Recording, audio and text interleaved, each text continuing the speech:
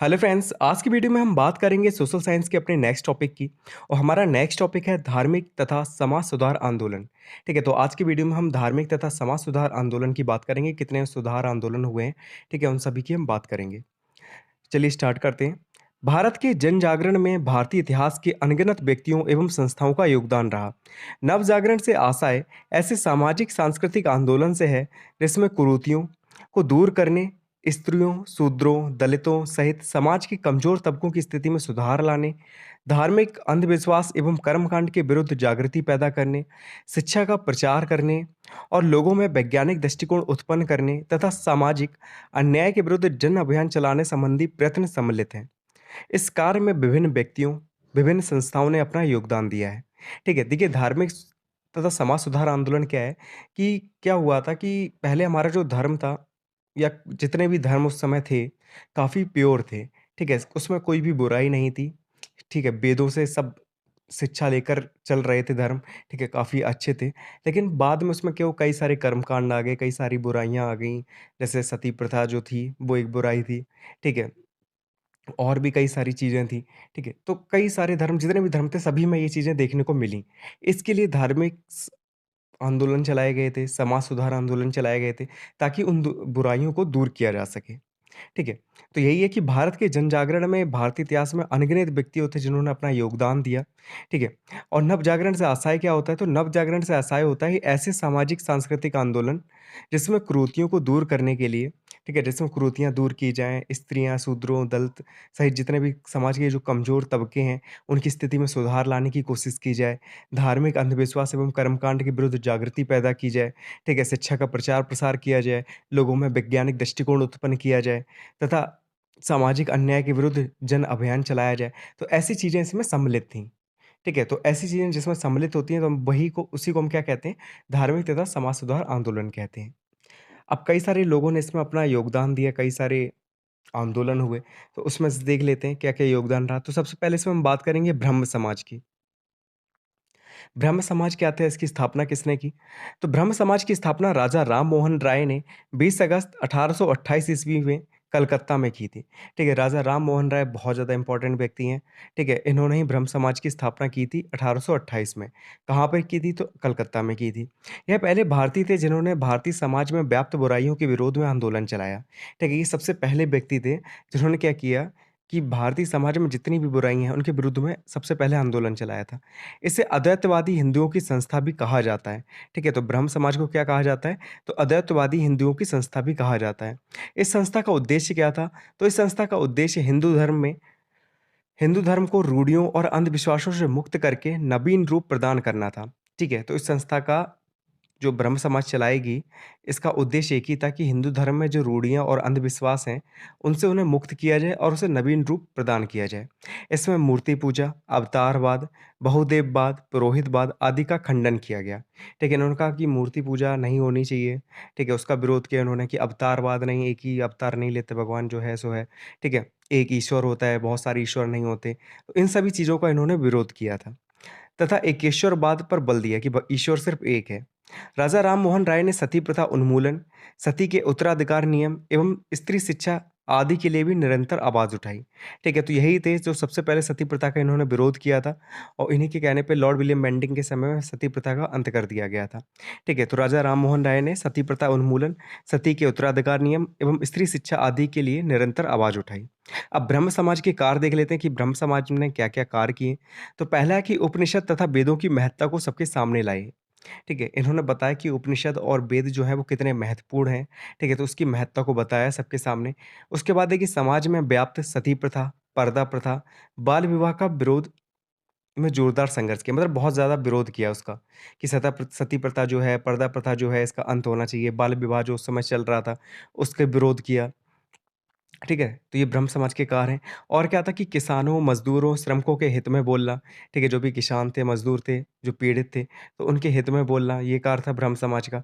फिर था कि पाश्चात्य दर्शन के बेहतरीन तत्वों को अपनाने की कोशिश करना। पाश्चात्य दर्शन का क्या मतलब है कि जो विदेशों से चीज़ें आ रही हैं, जो हम लोग जैसे आपको पता कि प्राच्य और पाश्चात्य विवाद आपने पढ़ा था, तो जो पाश्चात्य चीज़ें हैं, जो हम लोग यूरोप से लेकर आ रहे हैं, ठीक है? तो उनमें जो बेहतरीन चीज़ें हैं, हमें उन चीज़ों को अपनानी थी, ठीक है? उन चीज़ों को अपनाने की कोशिश करना, ये चीज़ भी इसमें कही गई कि जो चीज़ें उनकी अच्छी हैं, उस चीज़ को आप अपना लीजिए। ठीक है, तो ये ब्रह्म समाज के कार्य हैं और देख लेते हैं। फिर है कि पाश्चात्य शिक्षा प्रणाली के आधार पर भारतीय शिक्षा का आधुनिकीकरण करना। ठीक है, जो पाश्चात्य शिक्षा प्रणाली है, जो यूरोप की शिक्षा प्रणाली है, उसके आधार पर क्या करना कि जो भारतीय शिक्षा है, उसका आधुनिकीकरण करना। ठीक है, उसे चेंजमेंट करना, उसमें थोड़ा चेंज लाना, ठीक है, थोड़ा अच्छा करना उसे, ये था। अब ब्रह्म समाज के सिद्धांत देख लेते हैं कि किन सिद्धांतों के आधार पर ये कार्य करते थे। तो पहला था कि ईश्वर एक है, वह सर्वव्यापी एवं निराकार है। ठीक है, तो इनका मानना ये था कि जो ईश्वर है, वो सिर्फ़ एक है। बहुत सारे ईश्वर नहीं होते, ठीक है? वो सर्वव्यापी है और निराकार है, उसका कोई आकार नहीं होता, ठीक है? आप मूर्तियों में उसे आकार देने की कोशिश करें तो ऐसा नहीं है, उसका कोई आकार नहीं होता। दूसरा है कि आत्मा अजर, अमर है और शरीर नाशवान है, ठीक है? ये इनका कहना था कि जो आत्मा होती है वो अजर होती है, ठीक है? कभी बूढ़ी नहीं हो सकती, अमर है, कभी मर नहीं सकती और जो शरीर होता है वो नाशवान होता है, एक दिन नष्ट हो जाएगा। फिर तीसरा पॉइंट इन्होंने बोला कि ईश्वर की पूजा का अधिकार सभी को है, ठीक है? ऐसा नहीं कि किसी खास तबके को ईश्वर की पूजा करने का अधिकार हो, तो सभी को है। फिर है कि ईश्वर के प्रति पितृ भावना, मनुष्य जाति के प्रति मातृत्व की भावना और प्राणी मात्र के प्रति दया भावना रखना ही परम धर्म है।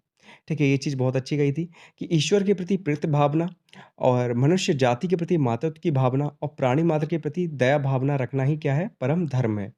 फिर 5वां पॉइंट उन्होंने बोला कि ब्रह्म समाज प्रेम एवं सत्य में विश्वास रखता है, जातिवाद तथा छुआ-छूत का यह विरोधी है। ठीक है, तो ये ब्रह्म समाज के सिद्धांत थे। इन्हें याद कर लेना। देखिए सिद्धांत आपको क्या करना है, देखिए सिद्धांत सभी में आपको देखने को मिलेंगे। ठीक है, तो आपको क्या करना है सिद्धांत कुछ इम्पोर्टेंट जो अलग लगें, ठीक है, उसे याद कर लेना। बाकी सभी में मैच कर जाएँगे। सिद्धांत आप एक ही लिख सकते हैं सभी में। ठीक है, जितने भी धार्मिक आंदोलन हम पढ़ेंगे उसमें आप सिद्धांत अगर पूछे जाएँगे तो इन्हीं पॉइंट्स को आप लिख सकते हैं। तो एक के आप अच्छे से याद कर लें। अब जो दूसरा समाज था वो था प्रार्थना समाज। प्रार्थना समाज की बात कर लेते हैं। प्रार्थना समाज की जो स्थापना थी वो किसने की? तो आत्माराम पांडुरंग ने 31 मार्च 1867 को बम्बई में प्रार्थना समाज की क्या की थी? स्थापना की थी। ठीक है, ये चीज़ याद रखना कि प्रार्थना समाज की स्थापना किसने की?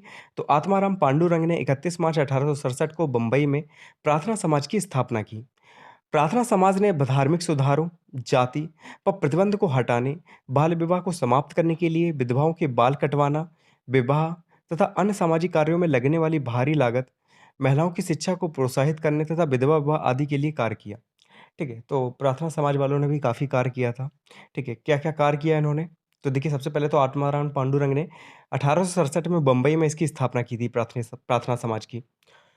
प्रार्थना समाज ने क्या किया? तो धार्मिक सुधार किए, जाति तथा प्रतिबंध को हटाने की बात की गई।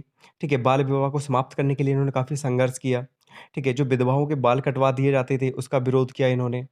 विवाह तथा अन्य सामाजिक कार्यों में जो काफ़ी खर्चा होता था, काफ़ी लागत लगती थी, तो उस चीज़ का भी इन्होंने विरोध किया। फिर महिलाओं की शिक्षा को प्रोत्साहन दिया मतलब मोटिवेट किया कि महिलाओं की शिक्षा होनी चाहिए। ठीक है, फिर बाल विवाह जो था, विधवा विवाह जो था, उसके लिए भी कई कार्य किए। ठीक है, वहाँ पर तो आपको पता है कि सती प्रथा का अंत कर दिया गया था, ब्रह्म समाज के बाद।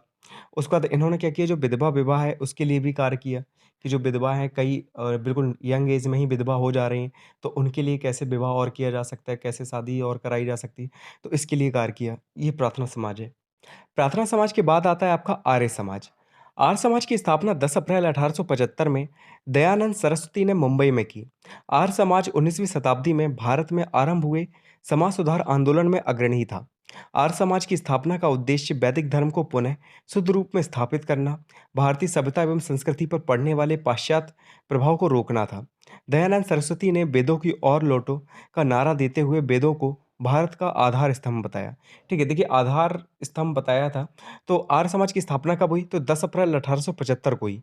किसने की थी? तो दयानंद सरस्वती जो थे, इन्होंने मुंबई में आर्य समाज की स्थापना की थी। और आर्य समाज ने क्या किया? तो 19वीं शताब्दी में भारत में आरंभ में जो समाज सुधार आंदोलन हुए, उसमें ये सबसे अहम भूमिका इसने अदा की थी। ठीक है, जब 19वीं सदी आई, उसके प्रारंभ में सबसे महत्वपूर्ण भूमिका इसने अदा की थी। आर्य समाज की स्थापना का उद्देश्य क्या था? तो आर्य समाज की स्थापना का उद्देश्य था कि वैदिक धर्म को पुनः शुद्ध रूप में स्थापित किया जाए।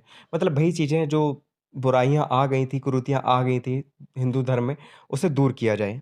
ठीक है, तो वही था कि वैदिक धर्म को पुनः शुद्ध रूप में स्थापित करना, भारतीय सभ्यता एवं संस्कृति पर पड़ने वाले पाश्चात्य प्रभाव को रोकना, ठीक है? कि यूरोप से जो प्रभाव पड़ रहा था, कि कपड़े हम लोग स्टाइलिश पहनने लग गए हैं, हमने उनकी जो रीति-रिवाज हैं वो सीख लिए हैं, ठीक है? तो ये इन चीज़ों पर जो प्रभाव पड़ रहा था भारतीय सभ्यता पर, उसे रोकना भी इसका एक अंग था, ठीक है? एक उद्देश्य था इनका कि उस पाश्चात्य प्रभाव को रोको, ठीक है? जो भारतीय सभ्यता एवं संस्कृति पे पड़ रहा है।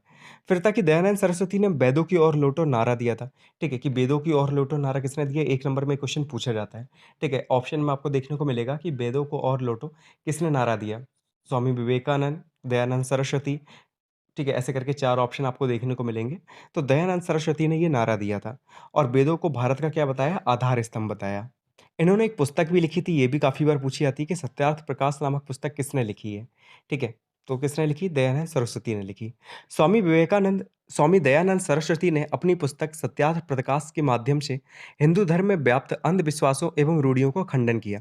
ठीक है? तो इन्होंने जो पुस्तक लिखी थी, इसमें इन्होंने क्या कहा कि हिंदू धर्म में जितनी भी बुराइयाँ आ चुकी हैं, जितने भी अंधविश्वास आ चुके हैं, ठीक है? उन सभी का इन्होंने खंडन किया था इस किताब में।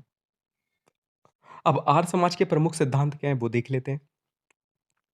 तो इन्होंने भी यही कहा कि ईश्वर एक है, जो निराकार है, अनंत है, अमर है और सर्वव्यापक है।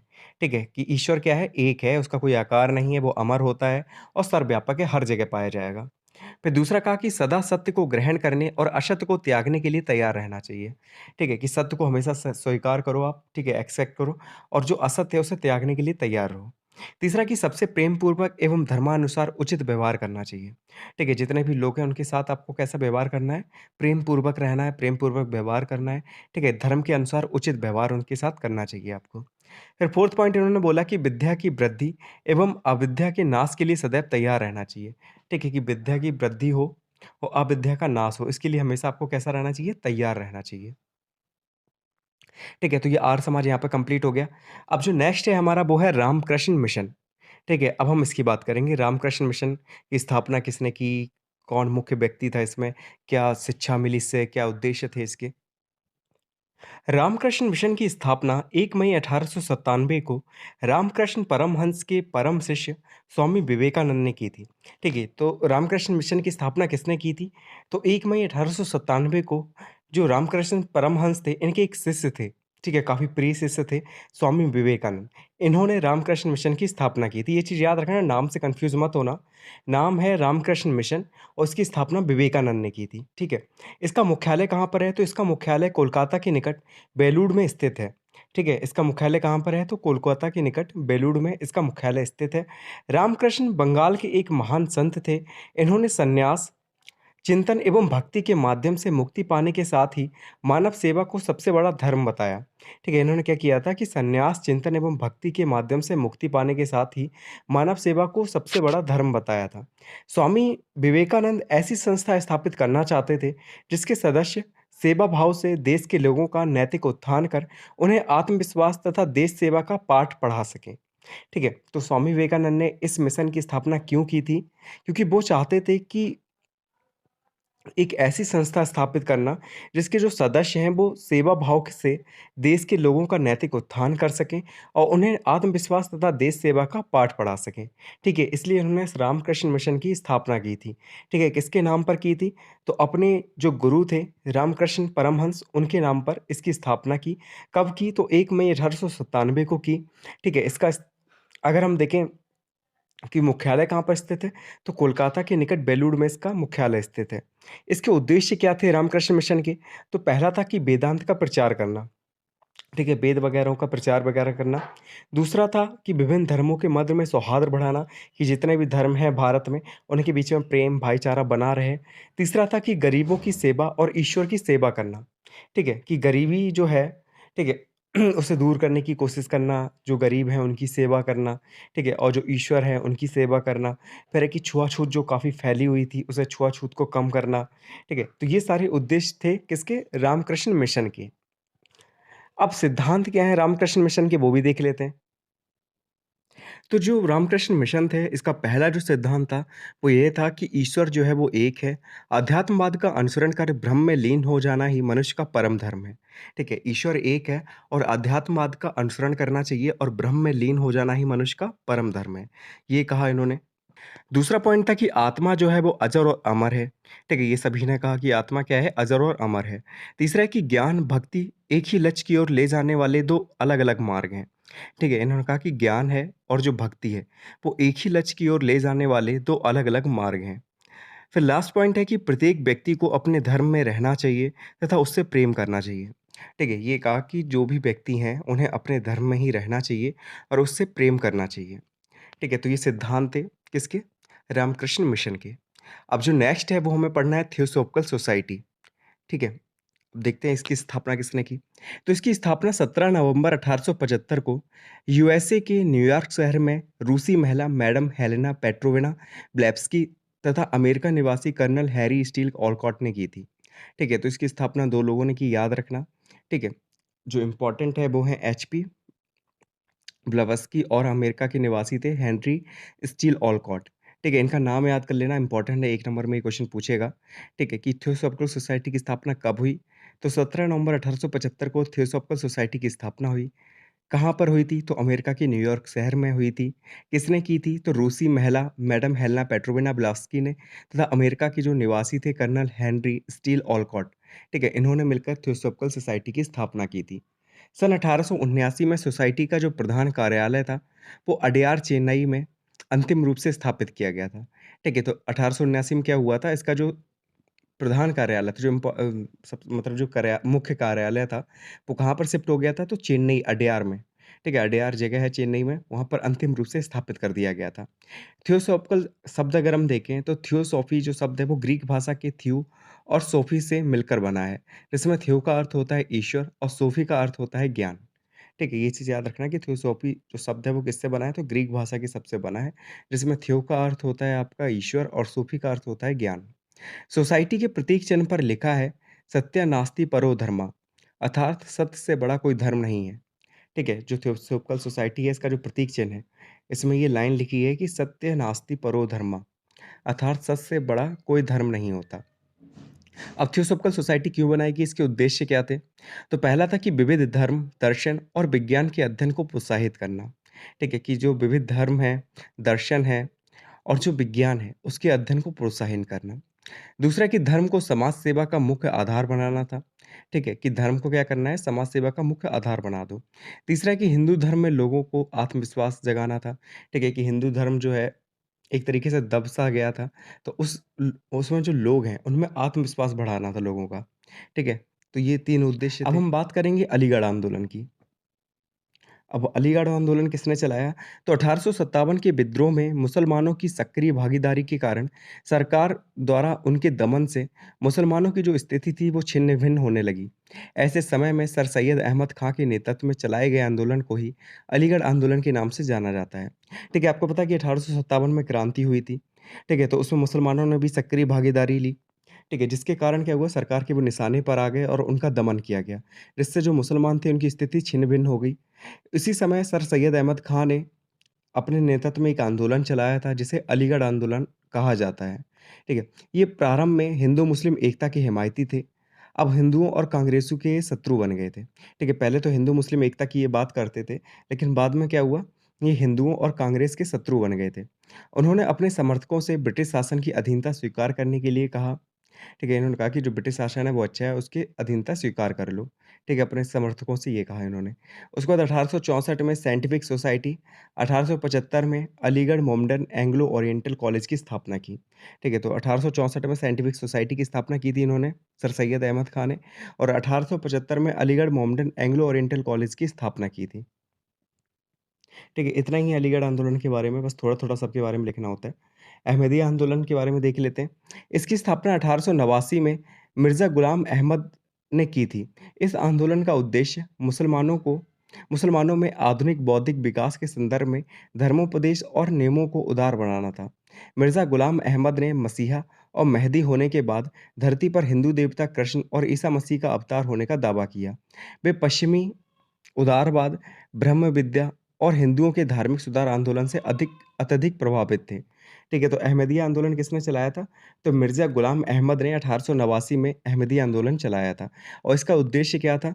इसका उद्देश्य ये था कि जो मुसलमान हैं, उन्हें थोड़ा आधुनिक बनाना, ठीक है? उन्हें विज्ञान की शिक्षा देना, उन्हें बौद्धिक विकास करना उनका, ठीक है? तो यही था अहमदिया आंदोलन कि मुसलमानों को थोड़ा-सा और आधुनिक बनाना है।